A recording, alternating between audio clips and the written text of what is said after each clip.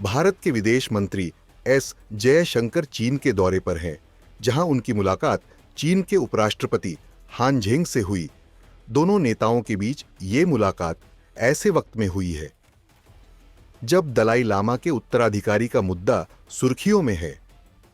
चीन के उपराष्ट्रपति ने बैठक के दौरान जो बयान दिया, उससे यह भी समझा जा सकता है कि चीन इस वक्त भारत से सहयोग चाहता है। चीनी मीडिया में छपी खबर के मुताबिक अपने बयान में हान झेंग ने भारत से व्यावहारिक सहयोग की बात कही। हान झेंग ने कहा कि पिछले साल अक्टूबर में राष्ट्रपति शी जिनपिंग और प्रधानमंत्री नरेंद्र मोदी की कजान में सफल मुलाकात हुई थी, जिसने चीन भारत संबंधों को दोबारा शुरू करने और आगे बढ़ाने की दिशा दिखाई। उन्होंने कहा कि चीन और भारत दोनों बड़े विकासशील देश हैं और ग्लोबल साउथ के अहम सदस्य हैं।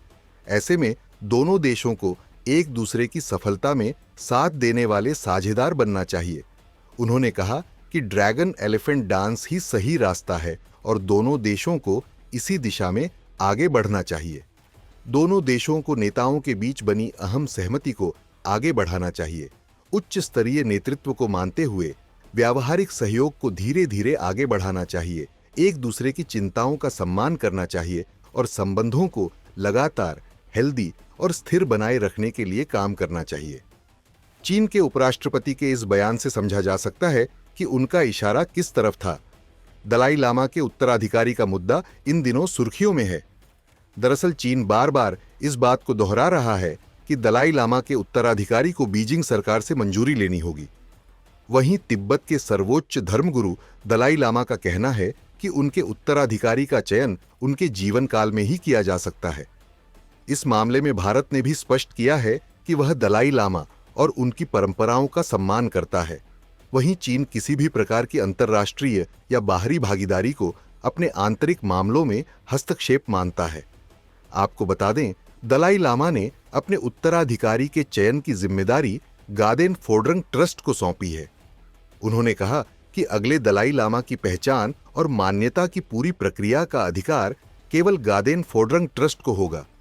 ऐसे में चीन इस प्रक्रिया को बिगाड़ने की पूरी कोशिश कर रहा है।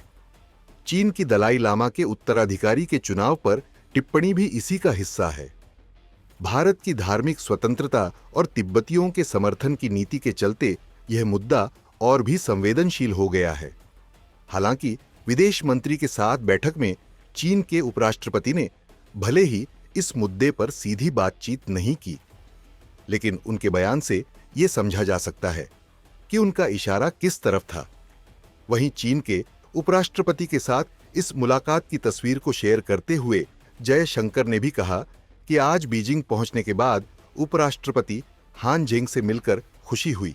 शंघाई सहयोग संगठन में चीन की अध्यक्षता को लेकर भारत का समर्थन जताया। दोनों देशों के द्विपक्षीय संबंधों में सुधार हुआ है। उम्मीद है कि मेरी इस यात्रा के दौरान बातचीत सकारात्मक बनी रहेगी। इस मीटिंग के दौरान जयशंकर ने कहा कि पिछले अक्टूबर में कजान में प्रधानमंत्री नरेंद्र मोदी और चीन के राष्ट्रपति शी जिनपिंग के मुलाकात के बाद से दोनों देशों के संबंधों में सुधार हुआ है। मुझे यकीन है कि इस दौरे के दौरान हमारी चर्चा से यह सकारात्मकता बनी रहेगी। आपको बता दें, विदेश मंत्री चीन में एससीओ के विदेश मंत्रियों की बैठक में शामिल होंगे। साथ ही चीन के विदेश मंत्री वांग यी के साथ द्विपक्षीय वार्ता करेंगे। इस दौरान कई मुद्दों पर चर्चा हो सकती है। ब्यूरो रिपोर्ट, भारत तक।